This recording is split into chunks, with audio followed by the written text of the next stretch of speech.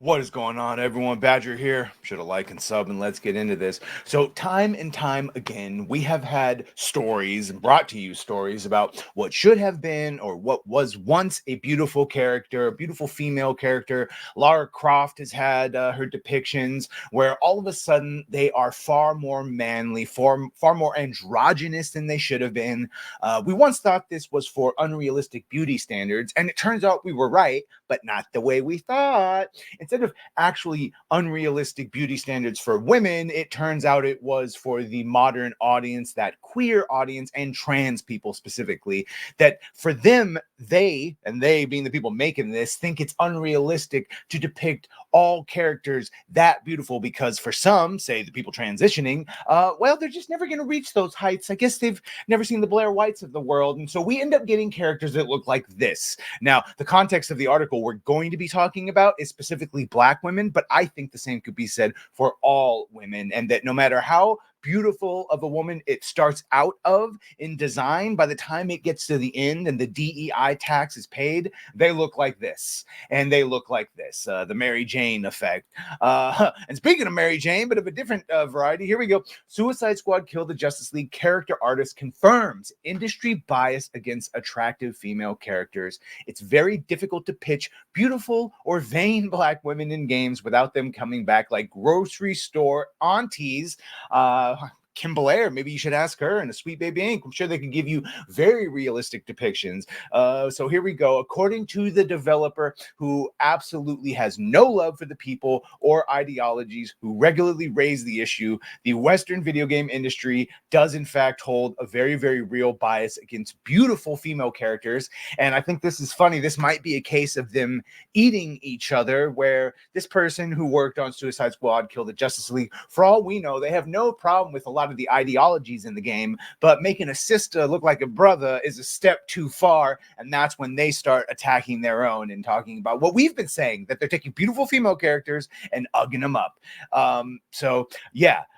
Confirmation to this was provided by Del Walker, an industry character artist whose credits include such titles as Batman Arkham Knight, which I've played, Star Wars Jedi Survivor, which I've played, The Last of Us Part 2 Remastered, which I'm not going to play because, and Suicide Squad Kill the Justice League, which I wouldn't play if it was free, not even for the lulls. So he retweeted, re-exed, reposted. So here's what he said. There's been a handful of times I've pitched Black women characters that look like this. Then after 10 iterations, the concept or model comes back without a speck of the original Black beauty that I pitched. So that is, of course, that picture. And then you can see here, he furthered up with this one. He starts off with the picture on the left. And by the end, the DEI tax, by the end, it gets through that, like, well, it needs to be this and this. And she needs to have, no, she can't have that white woman hair. No, because it's straightened. No, she has to have natural hair. And she needs to have glasses so that we can have representation for people with eyesight, and on and on. And no, she's too attractive, too many curves. It needs to be the other type of curves that no one's likes, with the big bulbous fat curves instead of the toned body curves. Yeah. And so that's specifically what he's talking about. And then he goes on to further elaborate. I'm not talking about mild changes. I'm talking about pose, aura, style, softness, age, flair. Flair. I hate giving Gamergate men fuel. Well, sorry, brother. Join the side, because it's not fuel, it's evidence, is what we've been saying, and it's not to get a win. Come on, I'm sure you said a bunch of BLM dumb shit. You were doing Suicide Squad Kill the Justice League. I'm sure you were perfectly happy with race swapped Deadshot calling John Stewart Green Lantern and calling him a hypocrite for being a Black space cop. I'm sure you were fine with all of that, but that's all right. That's a whole nother conversation we can have. But if we can align in at least this, on at least giving, if you want to talk about representation, how about positive representation to beautiful women of all melanation colors, that they don't all have to be turned into whatever the hell this is on that's the modern audience right there that they keep banking on.